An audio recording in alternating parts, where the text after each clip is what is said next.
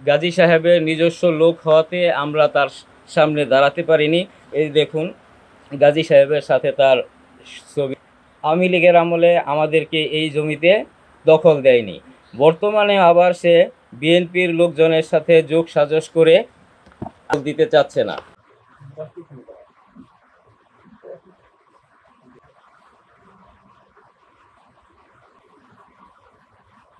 আমার এবং বরকতের 9.5% জমি দখল করে রেখেছে, জবরদখল করে রেখেছে।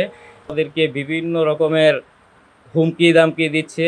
সে গাজী সাহেবের নিজস্ব লোক হওয়াতে আমরা তার সামনে দাঁড়াতে পারিনি। এই দেখুন গাজী সাহেবের সাথে তার ছবি। আওয়ামী লীগের আমলে আমাদেরকে এই জমিতে দখল দেয়নি, বর্তমানে আবার সে বিএনপির লোকজনের সাথে যোগ সাজস করে দিতে চাচ্ছে না। তো বিএনপির একজন কর্মী আওয়ামী লীগের আমলে আওয়ামী লীগের যোগ সাজসে চলতো, দেখেন মিস্টার মোশাররফ হোসেন, মাথায় হাত।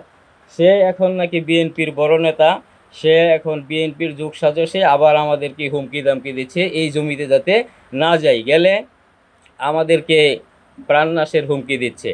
আমি এর বিরুদ্ধে প্রথমত ইউনিয়ন পরিষদে একটা আর্জি করি। ইউনিয়ন পরিষদের চেয়ারম্যান এটার সুষ্ঠু তদন্তের জন্য এবং বিচারের জন্য একটি ডেট দিয়েছিল, কিন্তু বিবাদী আব্দুস সাত্তারের ঘনিষ্ঠ আত্মীয় হওয়ার কারণে শফি মেম্বার এটাকে বানচাল করে দেয়। চেয়ারম্যান এটার বিচার করতে পারেনি বা করেনি। আমরা সম্মিলিতভাবে একটা পুকুর ভরাট করেছিলাম। পুকুর ভরাট করার পরে আব্দুস সাত্তার মিয়া জবরদখল করে তার 3 তলা একটি বাড়ি করে।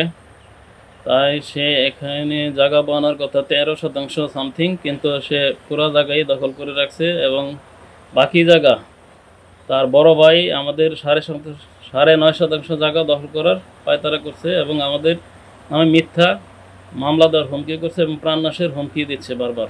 আমার ফুলারা গেলেন মারামারি করবো, আমার ফুলাকে দেই না, ডর যাইতো বাহার বৃত্তির মধ্যে ভাড়াইতে পারে না। আমরা কেমন চলবো এটা বিচার চাই।